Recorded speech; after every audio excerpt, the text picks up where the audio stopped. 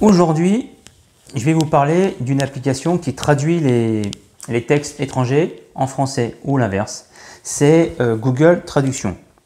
Alors, tout le monde connaît Google Traductor, mais il y a aussi l'application de Google Traduction. Alors, vous téléchargez l'application via Play Store et ensuite vous l'ouvrez.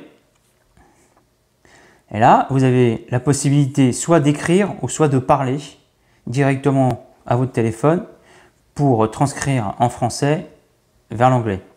Par contre, vous pouvez faire ça que si vous êtes connecté à un réseau. D'accord? Si vous n'êtes pas connecté, ça ne fonctionnera pas. Sauf pour l'écrit, mais pas pour le texte. C'est bizarre, mais c'est comme ça. Et vous n'aurez pas non plus toutes les langues, donc il faut être connecté. Ensuite, si vous voulez faire l'inverse, mais traduire un mot en étranger, en langue étrangère en français, vous faites l'interconnexion et vous choisissez votre langue. Et là, ça va de la lettre A voilà, jusqu'à la lettre Z. Si je ne dis pas de bêtises, ouais, Zulu. Donc, il y a du choix. Après, je ne sais pas si c'est, comment dire, précis ou pas, mais donc voilà. Ensuite, vous avez la conversation, que je n'ai jamais utilisée, mais apparemment, ça peut se faire aussi en communication. Et pour le transcrire, alors, je ne sais pas ce que c'est, je n'ai jamais eu besoin. Par contre, moi, ce que je vais vous montrer, c'est comment ça va fonctionner avec l'appareil photo. Alors, par contre, il y a un truc qu'il faut savoir, c'est qu'il faut avoir au moins un appareil photo avec de bonne qualité. D'accord?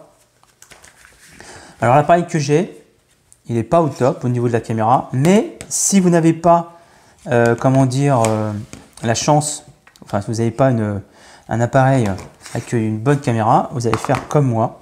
Je vais vous montrer ça tout de suite. Alors, on appuie sur appareil photo. Et là, vous voyez, vous êtes directement en instantané.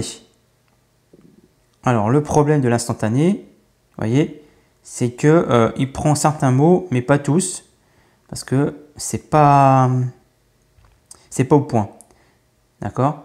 Donc, il faut. Alors là, c'est parce que c'est petit. Maintenant, si j'avais une feuille beaucoup plus grosse, ça aurait fonctionné. Même si ça avait été sur l'écran, c'est pareil, ça aurait fonctionné. Mais ce que vous pouvez faire, c'est faire scanner.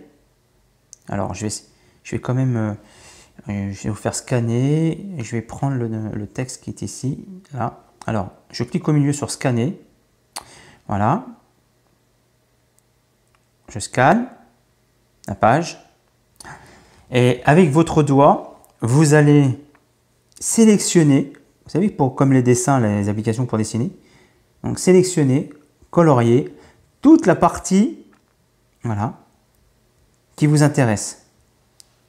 Ensuite, vous avez une bannière avec de deux couleurs. Donc, une qui est en français et l'autre en anglais et en anglais.